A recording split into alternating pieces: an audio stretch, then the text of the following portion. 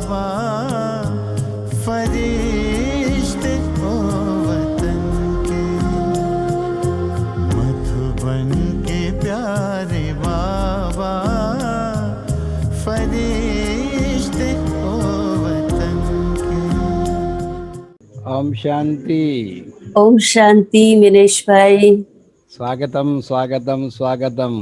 Thank you thank you thank you. प्यारे साथियों, देखिए, वैसे तो आपने अभी वीडियो में भी देख ही लिया और कई बार इस वीडियो को देखा होगा तो आप पहचानते ही है, लेकिन आज प्रत्यक्ष अनुभव आपको सुनने को मिलेगा।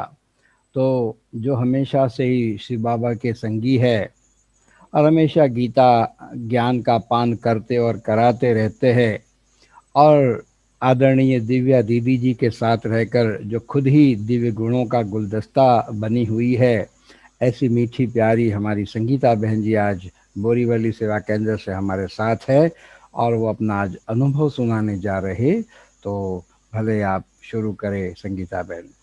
जी भाई, बहुत बहुत थैंक्स मिनेश भाई। ये इतनी सुंदर अनुभव के मोतियों की जो माला आपने बनाई, मैं समझती हूँ कि पूरे लॉकडाउन में इतनी बड़ी माला किसी और ने नहीं बनाई होगी। और इस माला का एक मोती बनने का, इस माला में पिरोने का आपने एक सुंदर अवसर हमें दिया और इसलिए आपको दिल से हम थैंक्स कहते हैं। आपसे तो परिचय है ही, क्योंकि बोरीवली में आपका आना हुआ तो पहचान हुई। बाकी डॉक्टर जयंत भाई और चंपा बहन के बारे में हम दिव्या बहन से बहुत बार सुनते थे, लेकिन उनसे कभी सम्मुख मुलाकात नहीं हुई। तो आज उनसे भी जूम पर मिलना भी होगा और बड़ौदा के सभी भाई बहनों से भी आज मिलना होगा। तो आज खुशी है अपने अनुभवों को शेयर करने की।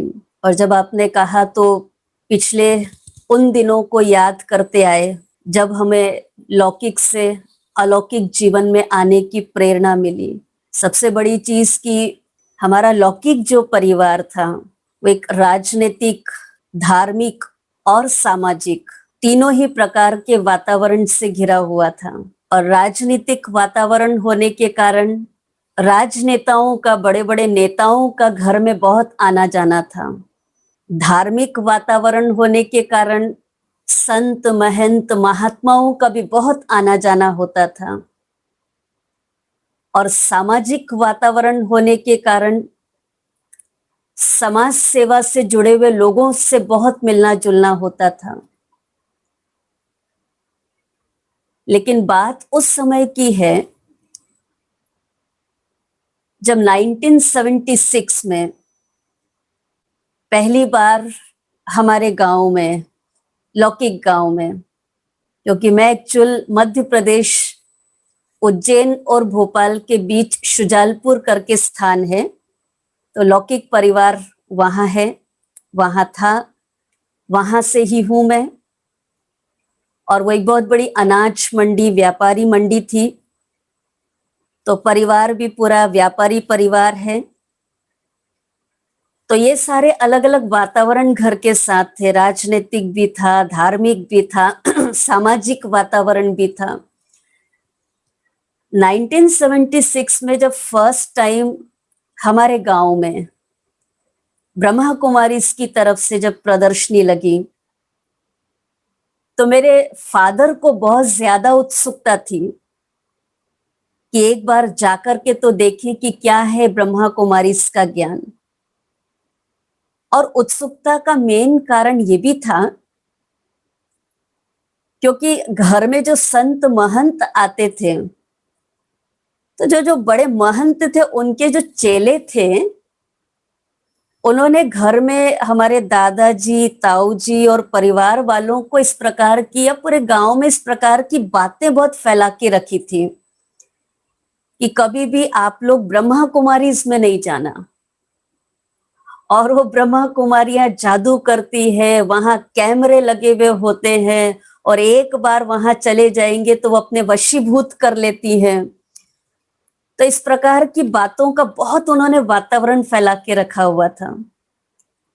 तो जब पहली बार प्रदर्शनी लगी तो पापा को बहुत ज्यादा उत्सुकता हुई कि आखिर कैसे कैमरे हैं, जाकर के तो देखूं मैं कैसा जादू करते हैं, जाकर के तो देखूं। और जब फर्स्ट टाइम वो मंदिर में प्रदर्शनी देखने के लिए गए, जाकर के उन्होंने जब बहनों को देखा, बहनों की दिव्यता, पवित्रता, शुद्धि, सत्यता, ईमानदारी, रूहानियत, इन सारी चीजों को देखा, तो पापा इतने खुश हुए कि मैं क्या सुनता था और एक्चुअल है क्या, और इतना ऊंचा ज्ञान, इतनी अच्छी बातें, इतना सुंदर इन बहनों के चेहरे पर पवित्रता की चमक, और वो कैसे इतना उल्टा सुल्टा इन बहनों के बारे में, इतने ज्ञान के बारे में कहते थे। और फादर तो बस वो प्रदर्शनी देख करके इतने प्रभावित हो गए कि बस दूसरे दिन से उन्होंने रेगुलर ज्ञान सुनना और बहनों के पास जाकर के बाबा की ऊंची बातों को सुनना शुरू कर दिया। लेकिन फादर बहुत गुस्से वाले भी थे, तो उन्होंने कहा, जो चेले, महंत जी के चेले ने जब ऐसी बातें फैलाई हुई थी कि अपने घर से किसी को जाने नहीं देना, तो मेरे फादर ने उनको कहा कि आज के बाद तुमको इस गांव में और मेरे घर में मैं कभी कदम रखने नहीं दूंगा। तुमको आना है कहीं और जाओ, लेकिन तुम मेरे घर में नहीं आना। जिन बहनों की इतनी पवित्रता, इतनी ऊंची दृष्टि, उनके बारे में तुम ऐसी गलत बातें करते हो, ऐसी गलत बातें फैलाते हो। और इसीलिए फिर फादर ने उनको आने नहीं दिया। और वो एक बार दूसरे किसी मंदिर में आकर के ठहरे हुए थे जब, तो मेरे फादर ने घर से एक व्यक्ति को भेजा और मंदिर में कहा कि उन चेले को कहना कि आज के बाद कभी ब्रह्मा कुमारी के बारे में कुछ कहा है तो तुम्हारा झोटा पकड़ के पूरे गांव में घुमाऊंगा। तो इतना उनको था कि बहुत नशा था कि इतनी अच्छी चीजें और उसके बारे में लोग बदनाम क्यों करते हैं। और 76 से फिर फादर का जाना शुरू हुआ, और उस समय मेरी उम्र मात्र 5 वर्ष की थी, 5 साल की थी मैं। और उसके अगले साल फिर मम्मी भी काफी पारिवारिक बंधनों को काट करके, बहुत मारवाड़ी परिवार होने के कारण बहुत पारिवारिक बंधन थे, पर उन सब बंधनों को काटते हुए मदर ने भी जाना शुरू किया। और चूंकि मदर और फादर दोनों जाते थे तो निश्चित छोटे छोटे बच्चे थे, तो हम भी साथ में सेंटर पर जाते रहे। और सेंटर पर जाने के बाद ज्ञान तो इतना समझ में नहीं आता था, नॉलेज इतनी समझ में नहीं आती थी, लेकिन बहनों का प्यार बहुत अच्छा लगता था, सेंटर का वातावरण बहुत अच्छा लगता था, बहनों के साथ खेलना, बहनों के साथ खाना, बहनों के साथ रहना, वो बहुत अच्छा लगता था। इवन कई बार तो मैं सेंटर पर, जब वहां जो बहन थी वो किसी को कोर्स कराती थी, तो मैं उनके बाजू में पल्लू पकड़ के बैठ जाती थी। तो कोर्स करने वाले पूछते थे, ये आपकी बेटी है, आपकी बहन है, ये कौन है? तो जब तक कोर्स चलता था मैं उनका पल्लू पकड़ के बैठी रहती थी। तो ऐसे धीरे धीरे थोड़ी नॉलेज, वैसे सुनते गए पर समझ में कुछ नहीं आती थी। और फिर ऐसे लगातार छोटे बच्चे होने के नाते सेंटर पर जाते रहे, छोटी छोटी सेवाएं करते रहे, बाबा के घर से लगाव जुड़ता गया। 1977 में पेरेंट्स फर्स्ट टाइम, हम नहीं गए लेकिन पेरेंट्स फर्स्ट टाइम मधुबन जब पांडव भवन में बाबा आते थे, तो वहां पर मिलने के लिए, बाबा से मिलने के लिए गए, और उनकी लगन बहुत बढ़ती गई। 1980 में जब उज्जैन में सिंहस्थ का मेला लगा, और सिंहस्थ मेले में दादियों का आगमन हुआ, क्योंकि उज्जैन से बहुत नजदीक हमारा गांव था। तो उज्जैन सिंहस्थ मेले के बाद दादी प्रकाश मणि जी, जगदीश भाई, मोहिनी बहन, मुन्नी बहन, इन सब का हमारे लौकिक घर में आना हुआ। और लौकिक घर में जो बाबा का कमरा बनाया था, तो बाबा के कमरे का उद्घाटन दादी जी के हस्तों से किया। और यहाँ तक कि मैं समझती हूँ कि पूरा दिन हमने घर में दादी जी के साथ बिताया, जगदीश भाई, मोहिनी बहन और दादी जी के साथ पूरा दिन बहुत अच्छे से बिताया।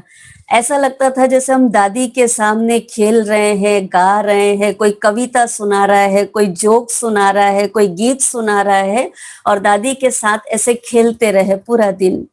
और फिर चूंकि रात को वापस ट्रेन से दादी को जाना था तो पूरा दिन हमारे पास दादी थी। शाम के टाइम अन्य आत्माओं की सेवा भी दादी के द्वारा हुई और फिर दादी ने और भी कुछ घरों में उस समय पर विजिट किया।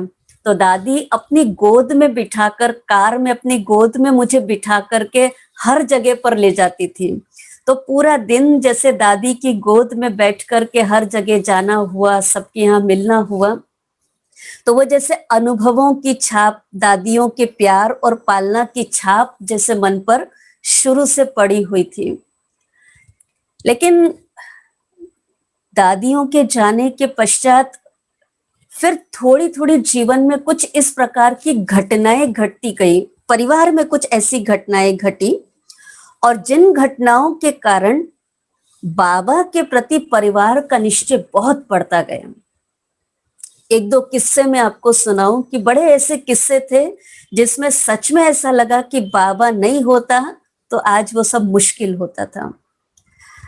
हमारा जो लौकिक में व्यापार था उस समय की बात है, ऑयल मिल था और बहुत अच्छा बिजनेस चलता था, बहुत अच्छा व्यापार चलता था, बड़ी ईमानदारी के साथ चलता था। लेकिन कुछ ईर्ष्यावश कुछ लोगों की शिकायत करने पर या कुछ ऐसी अनहोनी हुई कि अचानक परिवार में किसी को पता नहीं था, जॉइंट फैमिली थी, बहुत बड़ा परिवार था, किसी को पता नहीं था, अचानक 5-6 गाड़ियां इनकम टैक्स ऑफिसर की हमारे यहाँ पहुंच गई और वो इनकम टैक्स ऑफिसर जैसे ही सारी गाड़ियां एक के बाद एक के बाद एक के बाद ऑयल मिल के सामने खड़ी होते गए तो सारे आश्चर्यचकित कि हुआ क्या, और कुछ नहीं सूझा उस समय पर। लेकिन मेरे फादर सारे पेपर्स लेकर के बाबा के रूम में बैठ गए और हम सब बच्चे, पूरा परिवार बाबा के रूम में बैठ करके बाबा को खूब याद किया कि बाबा ऐसी कोई गलती हुई नहीं है, ऐसा कुछ गलत है भी नहीं, ये अचानक हुआ कैसे, आए कैसे, और अब जो भी है बाबा लाज आपको बचानी है, इज्जत आपको बचानी है, आपका बच्चा हूं, आपका परिवार है। और मेरे दादाजी, मेरे ताऊ जी, वो सारे इनकम टैक्स ऑफिसर के साथ मिल रहे हैं, बातचीत कर रहे हैं और हम लोग सब योग में, लगन में मगन होकर के खूब बाबा को याद कर रहे हैं। इवन फादर की आंख में तो प्रेम के आंसू टपक रहे थे और बाबा बस आपको बचाना है, आपको बचाना है। और जब वो दादाजी और ताऊजी सारे इनकम टैक्स ऑफिसर को, जो बड़े बड़े हमारे गोडाउन थे जहां सारा माल भरा हुआ होता था, तो उस गोडाउन पर लेकर के गए और आप विश्वास नहीं करेंगे कि जैसे वो ऑफिसर उस गोडाउन पे पहुंचे, क्योंकि गोडाउन के जो दरवाजे होते थे, दरवाजे टोटल सील पैक होते थे, पूरे बहुत जबरदस्त उसको सील पैक किया जाता था। तो जैसे उसके सील को खोल करके दरवाजा खोला, अंदर से इतनी चूहे मरने की बांस आने लगी कि वो कोई माल चेक नहीं कर सके, वो दरवाजा भी पूरा खोल नहीं सके और सारे के सारे वापस चले गए। कुछ भी नहीं हुआ, ना एक पैसा गया, ना कुछ भी नहीं हुआ। इवन मैं आपको बताऊं कि जबकि वो गोडाउन में इतनी साफ सफाई रखनी पड़ती क्योंकि अनाज का होता है सारा, लेकिन कभी वहां चूहे भी नहीं दिखाई देते और इतने चूहे मरने की बात आई कि वो खोल भी नहीं सके, वो देख भी नहीं सके और सब चले गए वापस। तब दिल से बाबा को थैंक्स निकलता था, बाबा तो कैसे मक्खन से बाल की तरह निकाल लेता है और बचा लेता है, अपने बच्चों की रक्षा कर लेता है। तो निश्चय बढ़ता गया। दूसरा एक और मेरे बचपन का जो किस्सा था जिसने और निश्चय को पक्का किया कि मैं मुश्किल से उस समय 8-9 साल की थी और मेरे एक अंकल की शादी में हम करीब 150-200 रिश्तेदार ट्रेन से हम लोग बारात में गए। बहुत छोटे थे हम लोग, छोटे छोटे बच्चे थे, तो हम लोग ट्रेन से बारात में गए। अब रात की ट्रेन में हम सब बैठे और सुबह एक स्टेशन पर हमारी ट्रेन रुकी, क्योंकि वहां पर ट्रेन का 2 घंटे का हॉल्ट था, और वो था रतलाम स्टेशन। मध्य प्रदेश का एक है स्थान रतलाम, शायद आपने नाम सुना होगा। तो वहां पर ट्रेन रुकी। तो ट्रेन जहां हमारी खड़ी थी, उसके बाद एक पटरी और थी और फिर प्लेटफॉर्म था। अब चूंकि वहां पर 2 घंटे तक ट्रेन को रुकना था, तो सारे रिश्तेदारों ने, बड़े बड़े लोगों ने सोचा, जो भी थे, कि भाई चलो हम लोग जाते हैं और प्लेटफॉर्म पर जाकर के चाय नाश्ता वगैरह करते हैं। और फादर को हुआ कि सेंटर यहाँ स्टेशन से बहुत नजदीक है, 2 मिनट का रास्ता है, तो मैं सेंटर चला जाता हूँ, बाबा की मुरली सुनता हूँ, बाबा को याद करता हूँ। और मेरे 3 भाई, तीनों भाई मेरे से बड़े, तो उन भाइयों को बोल करके गई कि तुम संगीता का ध्यान रखना, मैं सेंटर होकर के आता हूँ। फादर चले गए सेंटर, और सारे प्लेटफॉर्म पे आराम से चाय नाश्ता कर रहे। हम छोटे छोटे बच्चे ट्रेन में से, खिड़की में से सबको देख रहे हैं, ये लोग मस्त खा पी रहे हैं और हमको यहाँ पे छोड़ दिया है।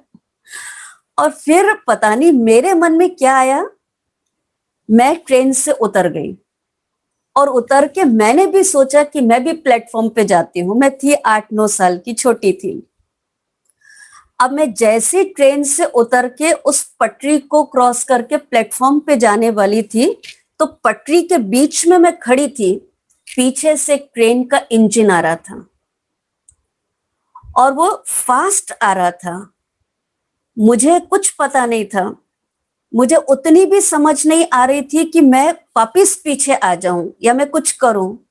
लेकिन पीछे से वो ट्रेन, जो उसका इंजन जब आ रहा था, तो थोड़ा स्लो तो हुआ लेकिन रुका नहीं, और मैं पटरी के बीच में दौड़ती गई, और हाथ ऊंचा करके, 8-9 साल की थी, हाथ ऊंचा करके मैं जोर जोर से चिल्लाने लगी, बचाओ बचाओ बचाओ।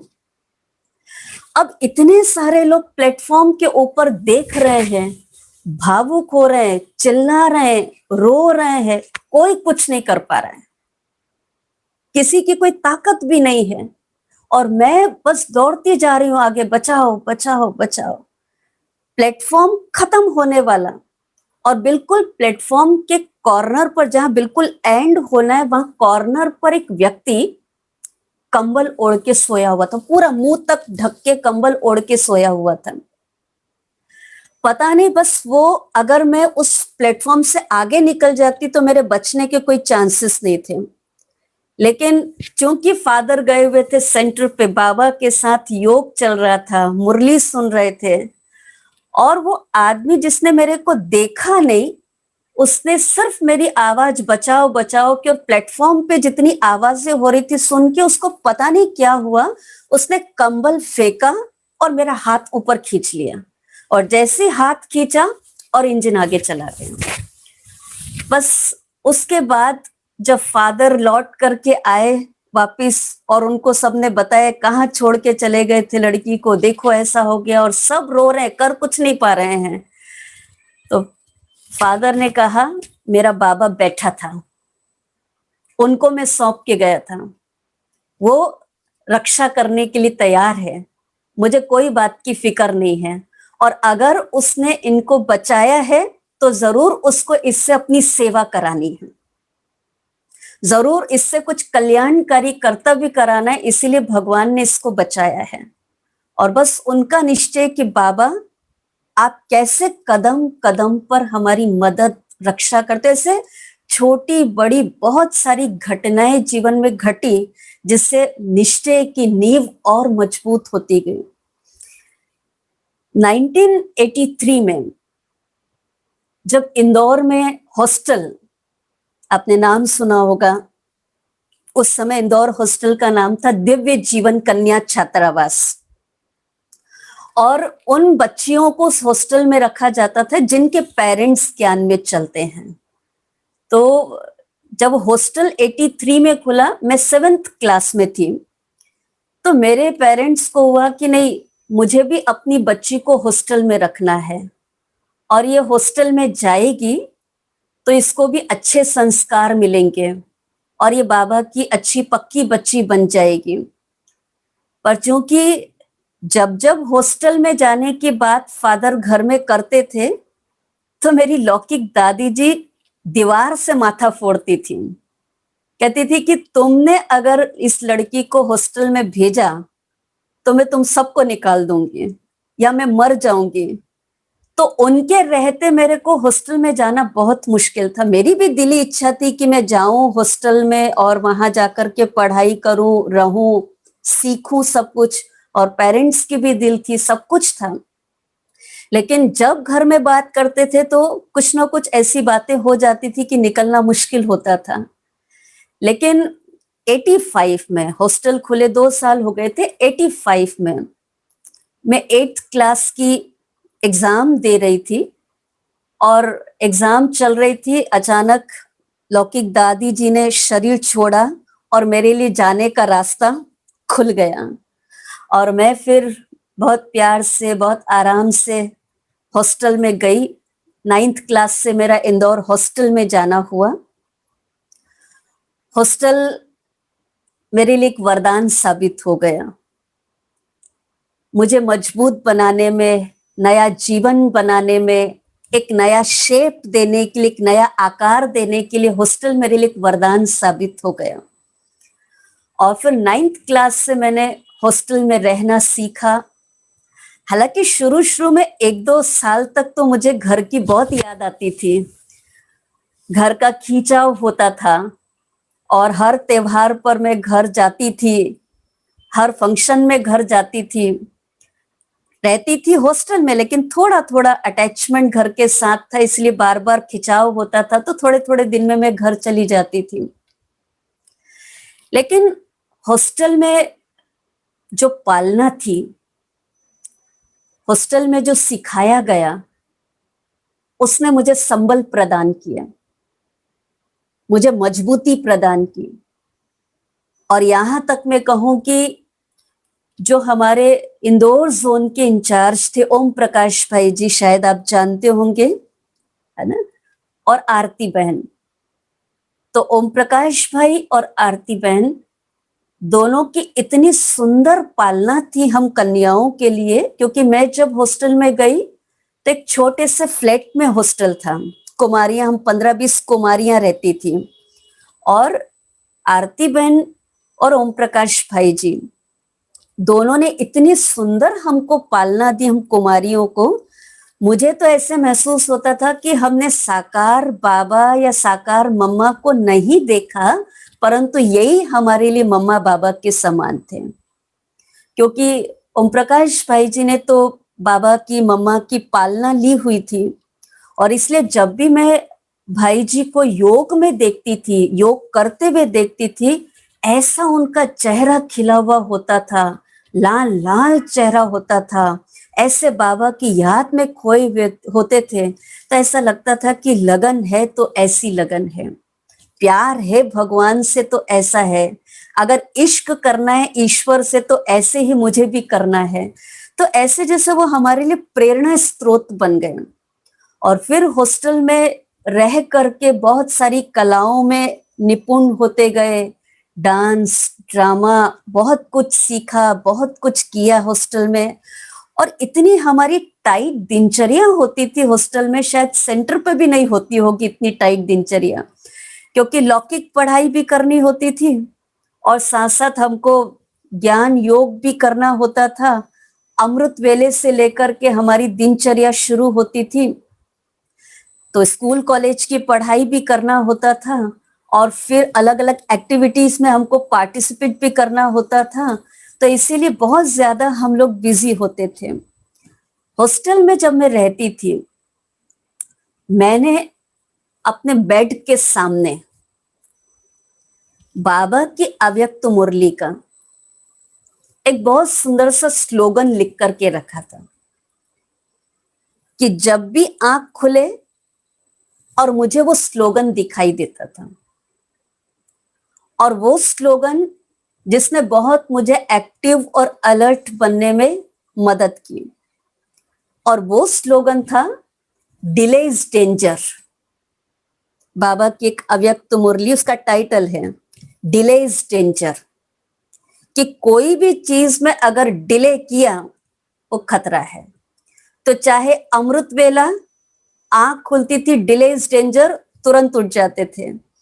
कोई भी काम डिले इज डेंजर, तुरंत कार्य करना शुरू कर देते थे। कोई भी काम में अब देरी नहीं करना है, पोस्टपोन नहीं करना है, उसको करना है। तो उस छोटे से स्लोगन ने मुझे पुरुषार्थ में बहुत मदद की। और हॉस्टल से कम साल में हमको 3 बार मधुबन जाने का मौका मिलता था। एक बार दिवाली के टाइम पर, एक बार कॉन्फ्रेंस के समय पर प्रोग्राम देने के लिए, एक बार बाबा मिलन के लिए। तो कम से कम 3 बार तो हॉस्टल की हम कुमारियों को मधुबन जाने का मौका मिलता था। और बड़ा मजा तो तब आता था हॉस्टल में कि हम सब डांस ड्रामा की तैयारियां करके जाते थे। और दादी हमेशा कहती थी मुझे मधुबन में कोई भी प्रोग्राम रखना है तो मुझे इंदौर हॉस्टल की कुमारियां ही चाहिए। तो दिन रात हम बहुत अच्छी प्रैक्टिस करके, तैयारियां कर करके और फिर हम मधुबन जाते थे। और फिर दादियां और मधुबन वासी जब डांस ड्रामा को देखते थे बहुत खुश होते थे, बहुत अप्रिशिएट करते थे, बहुत मदद करते थे। तो इस तरह से हॉस्टल से भी लगाव, बाबा के घर मधुबन से भी बहुत लगाव जुड़ता गया। इवन हम जब छोटी छोटी कुमारियां मधुबन जाती थी तो हमारा नियम था सुबह 6:30 बजा, और दादियां जो पांडव भवन में हिस्ट्री हॉल के पीछे उनके जो कमरे थे, सब दादियां अलग अलग वहां रूम में रहती थी। तो हम सब कुमारियां 6:30 बजे से हमारी यात्रा निकलती थी। हम थोड़ी थोड़ी कुमारियां एक एक दादी के कमरे में जाती थी और एक स्वर में दादी के आगे कहती थी गुड मॉर्निंग दादी। अब दादी उस समय तैयार हो रहे होते थे, चाय पी रही होती थी, पर दादियां इतने प्यार से आओ बच्चे आओ आओ, कुमारियां इतने प्यार से दादी वेलकम करती थी। रोज का, जब तक मधुबन में होते थे रोज का नियम होता था। और दादियों से, सबसे मिलके, वरिष्ठ भाइयों से, दादियों से सुबह 6:30 से 7 बजे तक गुड मॉर्निंग कार्यक्रम चलता था। और सबसे रोज टोलियां इकट्ठी कर करके और फिर क्लास करने के लिए जाते थे। इवन उस समय पर ज्ञान सरोवर बनना था, तो ज्ञान सरोवर बनने के समय पर दादी के साथ भी कार सेवा करने का एक सुंदर मौका भी मिला था। तो इस तरह से हॉस्टल में बहुत कुछ सीखने को मिला। मेन तो आरती बहन, ओम प्रकाश भाई जी की बहुत सुंदर पालना और बहुत सुंदर शिक्षाएं थी। लेकिन जो हमारी हॉस्टल वार्डन करुणा दीदी, आज भी मैं उनको दिल से थैंक्स कहती हूँ। आज भी मेरे अंदर दिल से उनके प्रति प्यार निकलता है, क्योंकि करुणा दीदी की जो जीवन थी बहुत सादगी वाली, और इतना बाबा की याद की लगन में मगन में मैं उनको देखती थी। और इतनी अच्छी अच्छी वो ज्ञान की बातें हम कुमारियों को सुना सुना करके बाबा के प्रति हमारा प्यार बढ़वाती थी दीदी। और इतने अच्छे अच्छे गीत ऐसे सुना सुना करके प्यार हमारा बढ़वाती थी। तो मैं जब भी करुणा दीदी के संपर्क में जितने साल रही, मेरे अंदर में एक ही चीज थी, मुझे इनके जैसा बनना है, करुणा दीदी जैसा बनना है। मुझे बस समर्पित होना है, मुझे बाबा के घर में जाना है, खूब सेवा करनी है। ऐसा संकल्प उनको देख देख करके बहुत आता था। और हॉस्टल में हम जो बड़ी कुमारियां होती थी, तो हमें अपने से छोटी जो कुमारियां हैं उनको संभालने की जवाबदारी हुआ करती थी। छोटे छोटे ग्रुप हम बड़ी कुमारियों को बांट दिए गए थे कि इतनी कुमारियों को तुम्हें संभालना है, इतनी कुमारियों को तुम्हें संभालना है। तो उन कुमारियों की कबर्ड साफ करना, उनका सब कुछ ध्यान रखना, वो जवाबदारी, क्योंकि जवाबदारी का गुण वहां से सीखना शुरू किया। और रोज रात को कचहरी होती थी, तो कचहरी में हर एक को बड़ी ईमानदारी से सारे दिन में जो कुछ भी किया है, सच्चाई सफाई से सब कुछ बताना होता था। तो हम सब कुमारियां रात को कचहरी के लिए इकट्ठी होती थी। और बड़ा मजा आता था कि साकार बाबा भी ऐसी कचहरी कराता था, तो हमें भी खुशी होती थी कि चलो ये मौका हमें भी मिला है, कचहरी करने का मौका हमें भी मिला है। और सब सच्चाई से सारे दिन में किसी ने झूठ बोला है, किसी ने कुछ गलत काम किया है, तो वो कुमारी खुद उठ करके अपनी सच्चाई से सब बातों को बताती थी। तो ऐसे जवाबदारी का गुण वो भी हॉस्टल से सीखा। और इतना हॉस्टल में रह करके फिर तो इतना प्यार हॉस्टल से भी हो गया, बाबा से भी हो गया, कि फिर वैकेशन के समय पर घर जाने की इच्छा नहीं होती थी। और सबसे बड़ी चीज ये होती थी कि हमको अपना चार्ट दिखाना होता था, रोज चार्ट दिखाना होता था, या अगर हम घर गए हैं तो घर में हमने क्या क्या किया है वो चार्ट भी हमको हॉस्टल में आकर के दिखाना पड़ता था। तो बड़े मजे की बात थी कि जैसे कैसे हम साल में 15 दिन के लिए, वो भी हॉस्टल में दीदी कहती थी नहीं जाओ, घर वालों को मिल करके आओ, उनकी सेवा करके आओ। तो हॉस्टल से हम अपने लौकिक घर जाते तो थे, लेकिन 15 दिन इतना मजबूत रखते थे अपने आप को कि कोई मेरे से गलत काम नहीं होना चाहिए, क्योंकि मुझे अपना चार्ट बहुत अच्छा रखना है, मुझे दिव्य गुणों में नंबर 1 जाना है, मुझे बहुत अच्छा पुरुषार्थी बनना है। और उस समय पर रामायण महाभारत सीरियल चलते थे, तो घर के सब लोग वो सीरियल देखते थे और मैं बाबा के कमरे में बैठ के योग लगाती थी कि नहीं मुझे वो भी नहीं देखना है, समाचार भी नहीं देखना है, रामायण महाभारत भी नहीं देखना है, क्योंकि हॉस्टल जाऊंगी और अगर पूछेंगे टीवी देखा तो मेरा नाम खराब हो जाएगा। इसलिए वो भी सीरियल्स वगैरह नहीं देखते थे। इवन टीवी यहाँ चल रहा होता था तो कमरे से ऐसे निकलती थी जो टीवी पर मेरी नजर ही ना जाए। तो इस तरह से बहुत मजबूत अपने आप को रखते थे। और फिर हॉस्टल जाते थे और बड़े फिर गर्व से कहते थे कि हमने 15 दिन अपना बहुत अच्छा चार्ट रखा। परिवार वालों को भी वो पूछते थे, परिवार वाले भी अच्छा हमारा रिकॉर्ड देते थे, तो हमें खुशी होती थी। पर पढ़ाई करते करते जब 12th क्लास पूरा हुआ, तो 12th क्लास के बाद तो फिर ऐसा लगा कि नहीं आगे पढ़ना भी नहीं है, बस अब तो ईश्वरीय सेवा में लग जाना है। और बार बार ऐसे मन में आता था विनाश हो जाएगा, सब कुछ खत्म हो जाएगा और मैं पढ़ती रह जाऊंगी, फिर मैं सेवा कब करूंगी, मैं औरों का उद्धार कब करूंगी, मैं आगे अपना पुरुषार्थ कब करूंगी। तो 12th क्लास के बाद फिर पढ़ने की भी इच्छा नहीं होती थी। तो मैंने अपना ये संकल्प ओम प्रकाश भाई जी के सामने रखा कि भाई जी अब 12th क्लास तक मैंने पढ़ लिया है, अब मुझे आगे नहीं पढ़ना है, अब आप मुझे समर्पित होने की छुट्टी दो। तो भाई जी कहते थे अरे संगीता अभी तो तुम बहुत छोटी सी हो, दुबली पतली हो, अभी तुम्हारी उम्र कम है, अभी तुम 3 साल और ग्रेजुएशन कर लो, पढ़ाई कर लो, फिर मैं तुमको समर्पित करूंगा। तो मैं भाई जी को कहती थी भाई जी फिर विनाश हो जाएगा, सेवा नहीं कर पाऊंगी तो बोझ आपके ऊपर चढ़ेगा। तो भाई जी कहते थे नहीं नहीं, मैंने कहा मेरा पढ़ाई में मन ही नहीं लगता है, मैं कॉलेज जाऊंगी मैं फेल हो जाऊंगी, मैं एग्जाम नहीं दे सकूंगी, मेरे को मन ही नहीं लगता है। भाई जी कहते थे फेल हो जाओगी कोई हर्जा नहीं, मेरा नाम खराब होगा ना, तुम्हारा नहीं होगा, पर तुमको पढ़ना है। और उनके कहने से फिर 3 साल मैंने कॉलेज में जाना शुरू किया।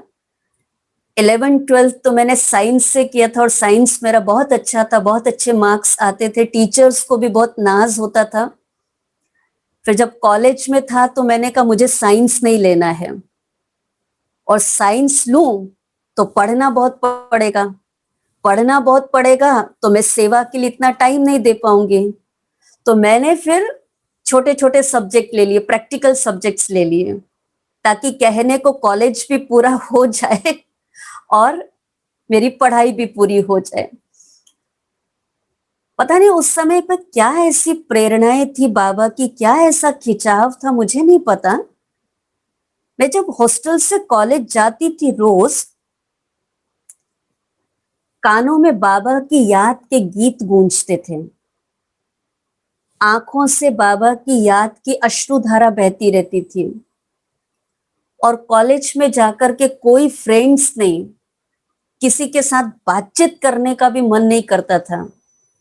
जाओ, जो पढ़ाया पढ़ लो, जो करना है वो कर लो और फिर वापस आ जाओ। टीचर्स भी देखते थे कि ये कुछ अलग ही प्रकार की लड़की लगती है, इसके कोई फ्रेंड्स नहीं है और बहुत अलग अलग रहती है। फिर वो मेरे से पूछते भी थे, आखिर तुम क्या करती हो, कहाँ रहती हो? तो फिर मैं उनको बाबा की इस नॉलेज के बारे में बताती थी, तो उन्हें अच्छा भी लगता था, वो मुझे सपोर्ट भी करते थे।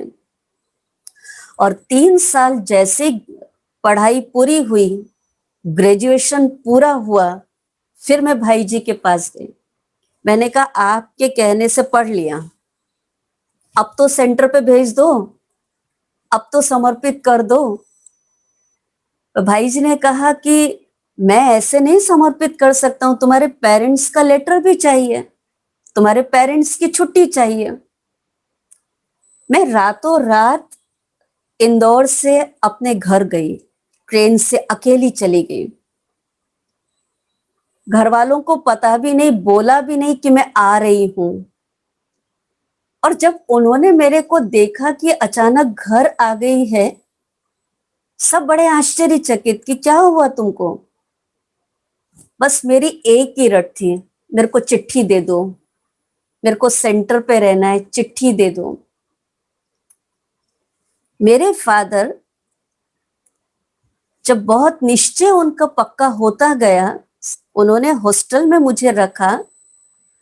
पूरे समाज के आगे, पूरे लौकिक रिश्तेदारों के आगे बड़े ठोक बजा के वो कहते थे, मैं अपनी लड़की को ब्रह्मा कुमारी बनाऊंगा और देखता हूं किसकी ताकत है रोकने की।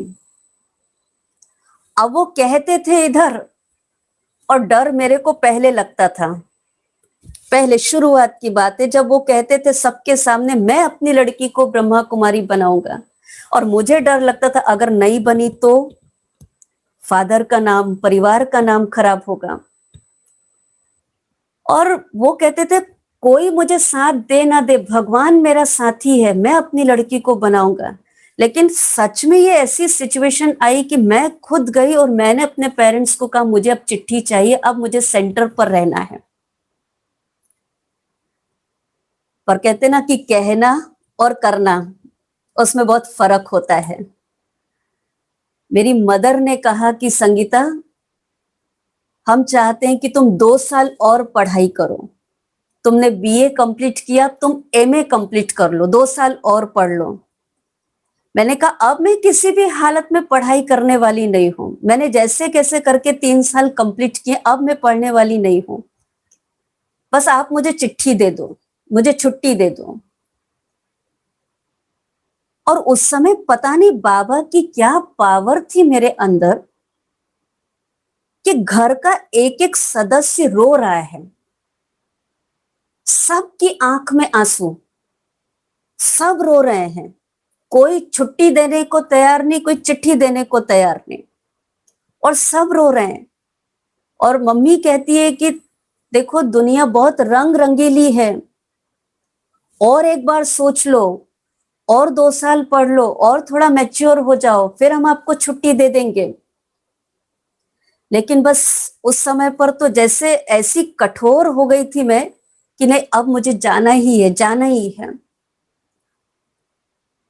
मदर फादर ने बहुत समझाया, मेरे बड़े तीनों भाइयों ने मेरे को अलग से लेकर के मुझे बहुत समझाया, और समझाया नहीं, मेरे से ढेर सारी प्रतिज्ञाएं करवाई कि अगर तुमको जाना है तो तुमको ये करना होगा, तुमको हर भाई की शादी में आना पड़ेगा, तुमको हर त्योहार पे सेंटर से आना पड़ेगा। मुझे छुट्टी चाहिए थी, मैं हाँ हाँ हाँ हाँ करती गई हर बात में, बस मेरे को छोड़ो। सब रो रहे हैं, मेरे को किसी के रोने का असर नहीं। मेरे फादर ने 3 बार पत्र लिखा और तीनों बार जो पत्र लिखा, आंख के आंसू से वो पत्र गीला होता गया। पहली बार पत्र लिखा, पूरा गीला हो गया, फाड़ दिया, फिर लिखा, फिर गीला हो गया, फिर फाड़ दिया, ऐसे 3 बार। अगर फादर पत्र लिख दे तो मम्मी सिग्नेचर करने को तैयार नहीं। फिर जैसे कैसे सुबह सुबह 4 बजे अमृत वेले उठ करके उन्होंने पत्र लिखा, और मैं समझती हूँ कि शायद अगर फाइल में वो पत्र आज भी होगा तो उस पे भी आंसू के निशान पड़े होंगे। और उन्होंने फिर मुझे चिट्ठी लिख करके दी, छुट्टी दी। फादर को तो कुछ नहीं था, लेकिन मदर को थोड़ा परिवार का डर था।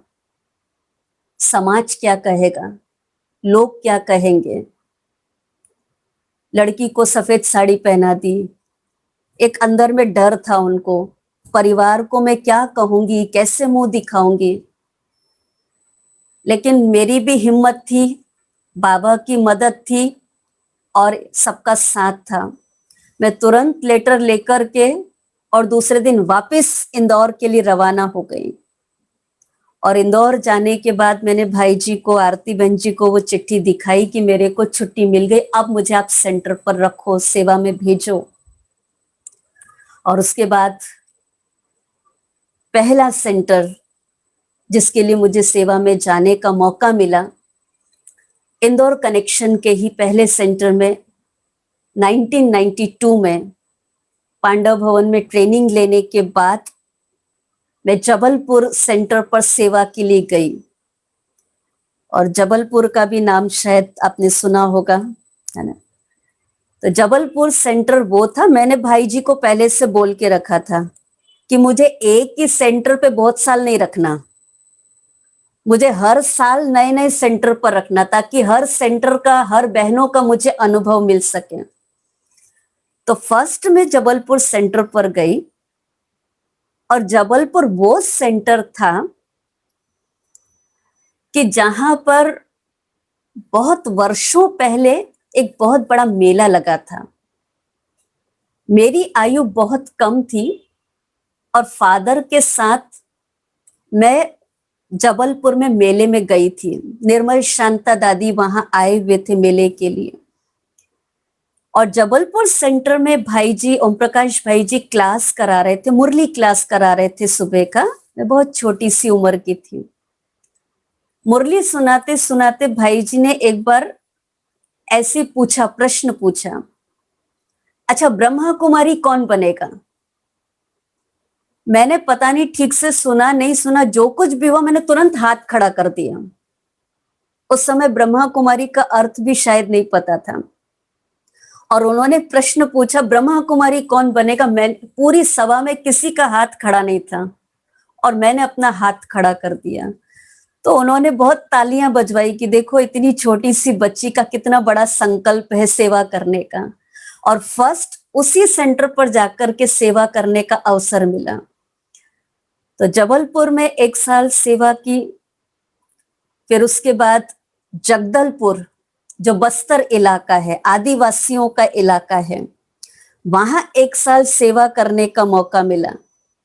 और जगदलपुर की कहानी तो इतनी वंडरफुल है, शायद उसकी कहानी सुनाएंगे तो बहुत लंबा हो जाएगा कि कैसे उन आदिवासियों की सेवा, उनकी जो 3 भाषाएं थी, हल्बी, गोंडी, भद्री, वो हमारी भाषा को नहीं जानते, हम उन लोगों की भाषा को नहीं जानते थे। वहां जाकर के ज्ञान सुनाना इतना डिफिकल्ट, क्योंकि वो सामने बैठ करके ज्ञान नहीं सुनते थे, वो झोपड़ियों पे बैठ के, झाड़ पे बैठ के ज्ञान सुनते थे। और ट्रांसलेटर साथ में होता था, हम जो बोलते थे वो ट्रांसलेट करके उनको सुनाते थे। बड़ी टफ सेवा थी जगदलपुर की। और उस समय जब मैं 1 साल जगदलपुर में थी, तो वहां 40 इंटीरियर अंदर अलग अलग गांवों में पाठशालाएं चलती थी। और रोज हमको कुछ पाठशालाएं कवर करनी होती थी। तो एक गाड़ी जाती थी, हम कुछ एक बहनें उस गाड़ी में जाती थी, एक एक बहन को एक एक पाठशाला में ड्रॉप करती थी गाड़ी, और वो लास्ट स्टॉप पे गाड़ी रहती थी, और सभी वहां क्लास करा के वापस रोड पे आके खड़े होते थे। गाड़ी रिटर्न में सब बहनों को कलेक्ट करके वापस सेंटर पे आ जाती थी। और वो इतने भोले आदिवासी जो लोग थे कि उनको मुरली समझ में नहीं आती थी, पर उनको इतना समझ में आता था कि 4 पेज की मुरली है, और इसकी शुरुआत में मीठे बच्चे होता है और लास्ट में मीठे बच्चे होता है। तो हम जब मुरली सुनाते थे तो हमने आगे के पेज में पीछे के पेज में क्या सुनाया उससे उनको मतलब नहीं, हमने चारों पेज पलटे हैं इससे उनको मतलब होता था। तो इसलिए हम थोड़े थोड़े बाबा के महावाक्य सुना के थोड़ा एक्सप्लेन करके बहुत हल्की हल्की हिंदी में उनको समझाते थे ताकि उनको समझ में आए, और फिर वहां उनको क्लास कराते थे। तो ऐसे बहुत वंडरफुल वहां की सेवाएं थी। तो जगदलपुर में 1 साल सेवा की, 1 साल भिलाई में सेवा की, और उसके बाद फिर मधुबन ज्ञान सरोवर में मीडिया कॉन्फ्रेंस में एक बार आना हुआ। जब मीडिया कॉन्फ्रेंस के लिए आए तो चंद्रमणि दादी थी। चंद्रमणि दादी, उन्होंने मुझे पूछा कि संगीता तुम बोरीवली जाओगी दिव्या बहन के पास? तो मैंने कुछ आगे पीछे का सोचा नहीं, देखा नहीं। मेरे पेरेंट्स भी वहां पर आए हुए थे, और दादी ने पेरेंट्स को भी पूछा कि इनको सेवा के लिए भेजें। पेरेंट्स ने भी खुशी से हाँ कहा, और मैंने भी बड़े सहज रूप से दादी को हाँ कहा कि हाँ दादी आप जहां भेजेंगे सेवा के लिए। और उस समय पर दिव्या बहन भी मधुबन में आए हुए थे कल्चरल विंग की कॉन्फ्रेंस के लिए। और फिर जैसे चंद्रमणि दादी ने दिव्या बहन के हाथों सौंप दिया, और फिर दिव्या बहन के साथ 1996 में 4 साल तो इंदौर जोन के कनेक्शन में अलग अलग इन सेंटर्स पर सेवा की। फिर 1996 में दिव्या बहन के साथ बोरीवली में आना हुआ, और बोरीवली जब आए तो यहाँ का नाम तो बहुत सुना हुआ था, पहले भी सुना हुआ था, सेवाओं के बारे में सुना हुआ था, बहुत कुछ सीखने को मिला 1996 से सेवा में रहे तब। लेकिन फिर 1998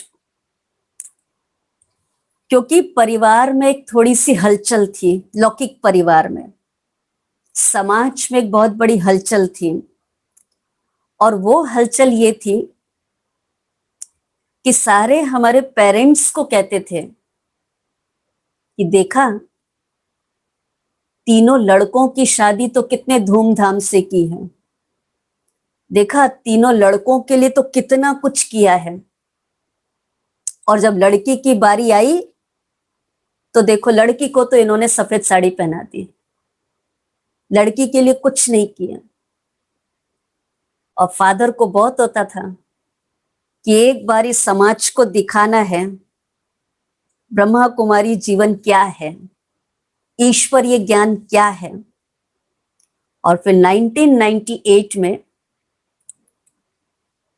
बड़ी दादी से आबू में छुट्टी ली कि दादी संगीता का समर्पण करना है, और इतने सारे सब रिश्तेदारों को यहाँ लेकर के आना है।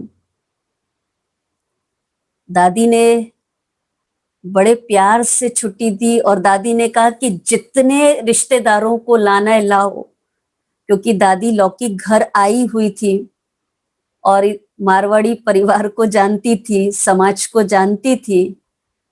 तो दादी ने कहा कि अरे जितनी बड़ी बारात लेकर के आनी है आओ, और दादी यहाँ बहुत अच्छे से समर्पण समारोह मनाएगी। और उस समय पर करीब मैं समझती हूँ 200 रिश्तेदार 4 बड़ी बड़ी बस भर के, और कई छोटी गाड़ियां, वो सब आबू समर्पण के लिए आए। तो मैं जब ओम शांति भवन में उस समय पर थी, दादी मुरली क्लास करा रहे थे, और जिस दिन समर्पण समारोह था तो दादी मुरली क्लास के बाद सारी क्लास में कहती है, आज पता है एक सजनी आने वाली है, साजन को वरने वाली है, और आप सबको बारात में आना है, तो आप सब बाराती बन के आओगे ना, धूमधाम से आज शादी होने वाली है।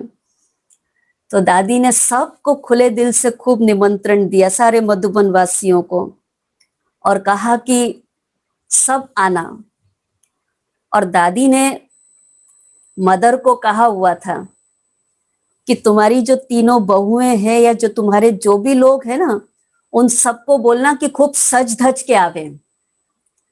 ऐसे नहीं समझना कि आश्रम पर जा रहे हैं तो सीधे साधे या साधारण बन करके आए, बोलना अच्छे से पहन ओढ़ करके आए, खूब सज धज करके आए। तो ऐसा दादी बड़ा उमंग भरती थी, बड़ा प्यार से पेरेंट्स को कहा कि अच्छे से बारात लेकर के आओ। और जब इतने सारे रिश्तेदार, समाज के लोग जब वहां से निकल के आबू पहुंचे, ओम शांति भवन के लिए यात्रा निकली, बीच बीच में जैसे बारातियों का स्वागत होता है, ऐसे बीच बीच में जो भी लोग आ रहे थे समर्पण के लिए, उनका भी बहुत जगह पे स्वागत हुआ।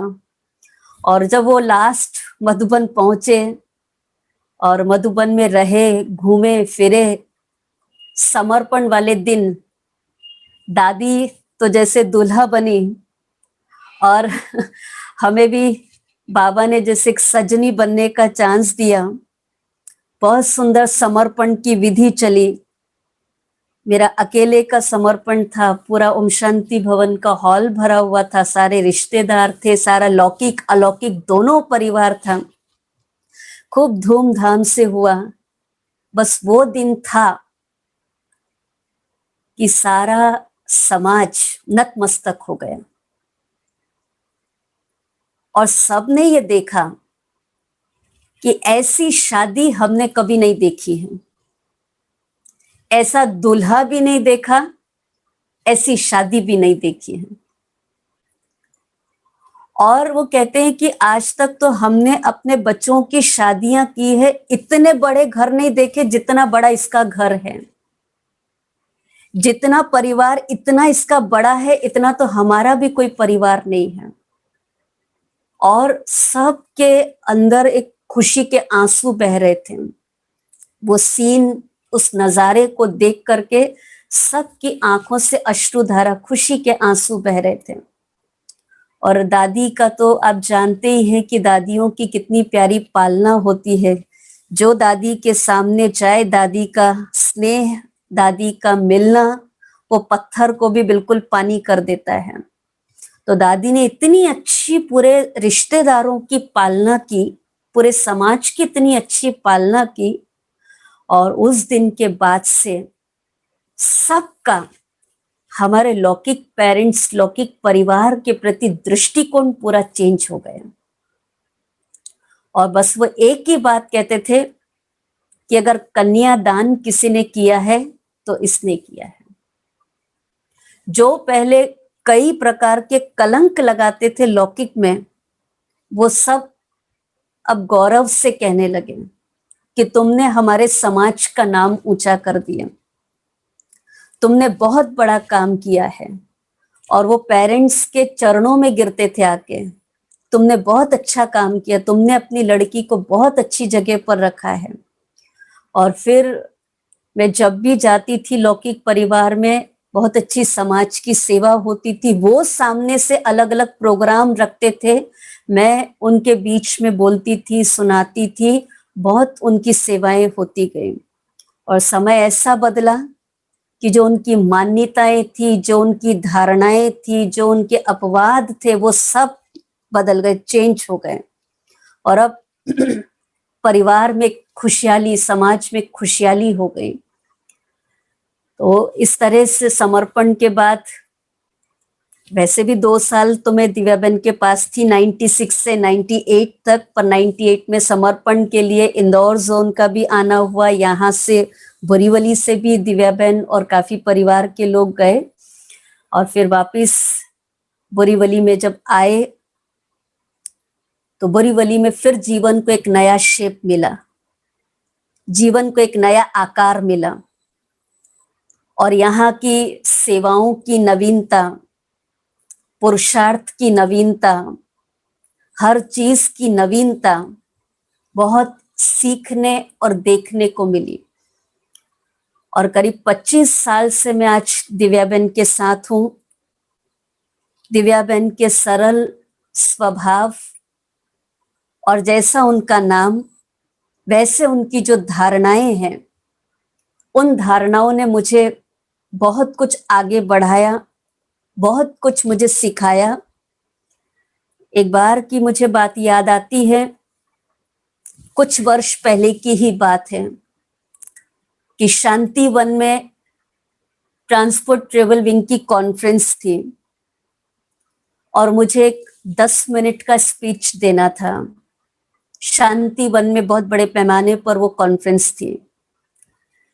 तो जानकी दादी भी स्टेज पर थे, सारे गणमान्य स्टेज पर थे, और मैं 10 मिनट का जो मेरा स्पीच था, मैंने वो स्पीच दिया और उसके बाद मैं वापस आकर के बैठी। जब मैं वापस आकर के बैठी तो दादी डायमंड हॉल के पीछे जो रिसेप्शन है, दादी वहां गए और प्रवीणा बेन को कह करके मुझे वहां बुलाया। और जब प्रवीणा बेन ने मुझे कहा कि संगीता दादी तुमको बुला रही है, तो मुझे थोड़ा अंदर में डर लगा, मैंने कुछ ऐसा गलत तो नहीं बोला है, दादी क्यों मुझे बुला रही है।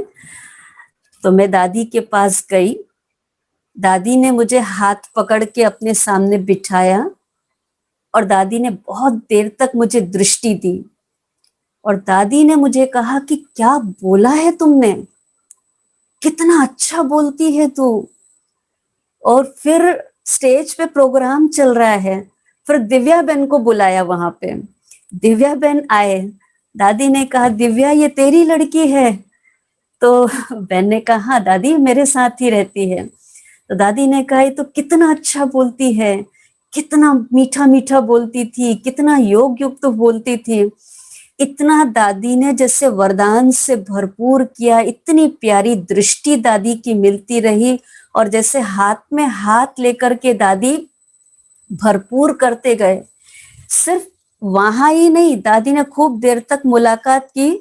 फिर दूसरे दिन भी जब किसी कारण से दादी के पास जाना हुआ, दादी देख करके तुरंत कहती है कि तू वही है ना, तूने कल जो भाषण किया था तू वही है ना। और ऐसे दादी लगातार जो मिलते थे उनको कहती थी इसने बहुत अच्छा बोला, इसने बहुत अच्छा बोला, बाबा बहुत सेवा कराएगा, बाबा बहुत सेवा कराएगा। तो ऐसे वरदान दादी के बड़ों के मिलते रहे और जीवन जो है बिल्कुल निखर गया, संवर गया। दिव्या बहन ने भी बहुत सुंदर पालना दी।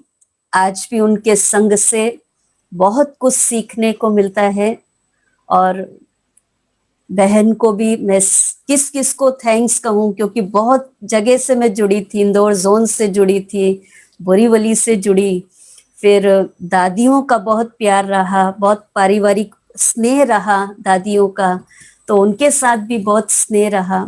उन सब ने मिल करके मुझे एक सुंदर सांचे में ढाला और एक ये जीवन निखारा। उसके लिए बाबा और पूरे परिवार का मैं दिल से थैंक्स करती हूँ। और एक अंत में 4 लाइनें जो मैंने लिखी थी वो मैं आपके सामने शेयर करती हूँ, क्योंकि लौकिक परिवार में कुछ इस प्रकार की चीजें भी थी। फादर कविताएं लिखने के बहुत शौकीन थे और बहुत अच्छी अच्छी कविताएं लिखते थे, और लिखते ही नहीं थे, दादियों को सुनाते थे। दादियां बिठाती थी सुनाओ, तो जानकी दादी को सुनाते थे, बड़ी दादी को सुनाते थे। तो फादर में कविताएं लिखने का बहुत शौक था। मेरी मदर को लेख लिखने का बहुत शौक, और बहुत अच्छे अच्छे लेख लिखती थी जो अभी भी अपनी कभी कई कई मैगजीन्स में छपती हैं, और प्लस न्यूज़पेपर में, वहाँ के न्यूज़पेपर में भी उनके लेख छपते हैं। मेरे बड़े ब्रदर को भी कविता का एक वरदान फादर से मिला। उनकी बहुत सुंदर सुंदर कविताएं, साहित्यिक कविताएं होती मेरे बड़े ब्रदर की, और वो भी कई मैगजीन में छपती, और उन्हीं का थोड़ा सा वर्षा मुझे भी मिल गया था। इसलिए मुझे भी कविताएं लिखने का, शायरीज लिखने का बहुत शौक रहा, और बाबा कुछ ना कुछ इस प्रकार से लिखवाते रहे। तो अभी कुछ 4 लाइनें लिखी थी कि जिंदगी उसी की संवरती है, कि जिंदगी उसी की संवरती है जिस पर प्रभु की नजर होती है, कि जिंदगी उसी की संवरती है जिस पर प्रभु की नजर होती है, कि जिंदगी उसी की संभलती है, कि जिंदगी उसी की संभलती है जिस पर प्रभु की मेहर होती है, कि जिस पर प्रभु की मेहर होती है। रास्तों के कंटक से कभी नहीं घबराना तुम, कि रास्तों के कंटक से कभी नहीं घबराना तुम, फूल बिछ जाते हैं उस राह में जो श्रीमत की डगर होती है, फूल बिछ जाते हैं उस राह में जो श्रीमत की डगर होती है। तो ऐसे बाबा की श्रीमत और वरिष्ठ सबकी पालना, दिव्या बहन का अलौकिक संग, प्यार, आप सब भाई बहनों का स्नेह, उस सब ने इस सुंदर जीवन को निखारा है, आगे बढ़ने की बहुत प्रेरणा दी है। और अंत में बाबा से यही वायदा रहता है कि बाबा बहुत तीव्र पुरुषार्थ करके, समय की समीपता को देखते हुए, अब बहुत तीव्र पुरुषार्थ करते हुए आपकी हर आश को हम पूर्ण कर सकें, ऐसा बल हमको आपसे मिलता रहे। तो इस तरह से बहुत लंबी यात्रा थी, लेकिन संक्षिप्त में आपके सामने रखने का ये मौका मिला, इसलिए दिल से आप सभी भाई बहनों को बहुत बहुत थैंक्स, शुक्रिया। आपका भी बहुत बहुत शुक्रिया। आपके अनुभव का अगर मूल्यांकन किया जाए तो यूं कहेंगे कि आपके जीवन की कहानी तो बस अमर प्रेम की अमर कहानी ही है। और जैसे आपने शुरुआत में बताया तो रोंगटे ही खड़े हो गए, और मुझे याद आ रहा था किसी ने अच्छा लिखा है कि फानूस बन कर के जिसकी हिफाजत हवा करे, वो शम्मा क्या बुझे जिसे रोशन खुदा करे। तो कैसे भगवान ने आपको किसी को निमित्त बना करके एक एंड मौके पे बचा बचाया, है। तो ये कहूँगा आपका ये जीवन तो प्रभु देन ही है। और आपका सेवा का जो उमंग, आप आगे बढ़े, जब बड़े हुए, पढ़ाई की बात थी तो सेवा का जो उमंग हमने आपके अनुभव से पाया कि नहीं विनाश हो जाएगा तो मैं सेवा कब करूँगी। और जब सेवा में लग गए तो मुरली का एक टाइटल मात्र से ही आपने इतना कुछ पकड़ लिया कि डिले इज डेंजर। कितनी गहरी बात है प्यारे साथियों, एक मुरली नहीं लेकिन मुरली के टाइटल मात्र से भी हम कितना कुछ प्राप्त कर सकते हैं कि डिले इज डेंजर। तो साथ साथ ये भी कहूँगा मैं कि आपके पिताजी की शुभ भावना और दृढ़ता की भी उनको बहुत मुबारक देनी चाहिए। कैसी भावना थी कि मेरी बेटी को मैं ब्रह्मा कुमारी बनाऊं, लेकिन उस भावना में सफलता के लिए दृढ़ता अति आवश्यक होती है, और वो दृढ़ता थी, वो ढिंढोरा पीटते थे उस वक्त कि मैं मेरी बेटी को ब्रह्मा कुमारी बना के रहूँगा। तो मैं ये कहूँगा संगीता बहन के आपके पिताजी ने सच्चा सच्चा कन्यादान किया। और आप शिव सजनी, आपके साजन का क्या कहना, कैसी आपकी बारात निकली, और कैसे वो बस वो यादगार पल तो आपको ही अंदर में कितनी खुशी होती होगी, वो जब आपको याद आते होंगे, मैं इसको समझ सकता हूँ। तो आज आपने समय दिया, इसके लिए आपका बहुत बहुत शुक्रिया, बहुत बहुत धन्यवाद। साथ साथ मैं आपका टाइम मैनेजमेंट भी देख रहा था, कैसे 9:29 को आपने इसको पूर्ण विराम के ला दिया और 7:30 को आपने इसको फिनिश किया।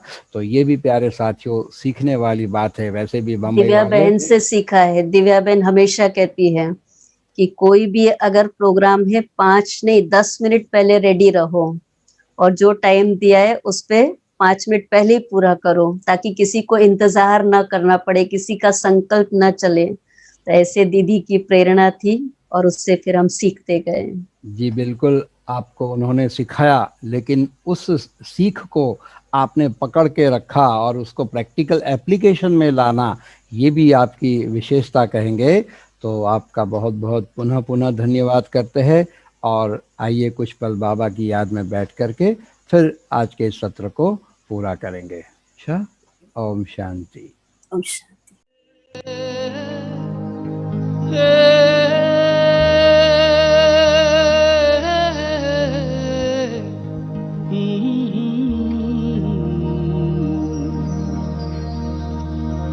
जो प्यार मिला मुझे तुमसे,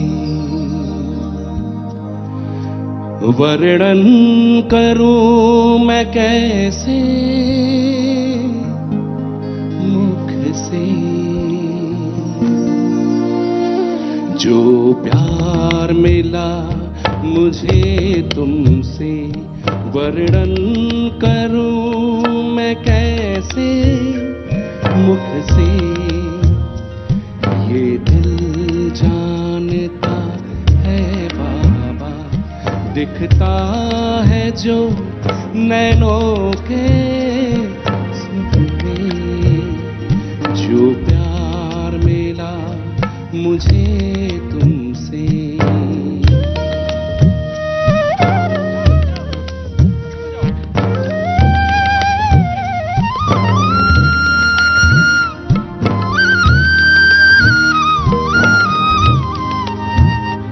मुझको इतना सम्मान दिया, मेरे लाडले कह दुलार दिया।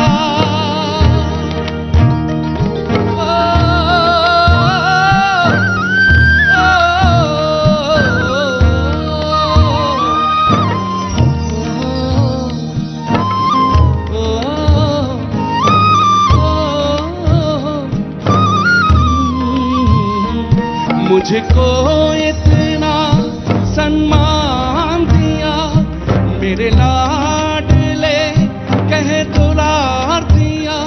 मेरे हर भूलों को माफ किया और दिव्य गुणों से श्रृंगार किया। सांसों में समाए ओ बाबा, सांसों में समाए ओ बाबा, भूल सकते नहीं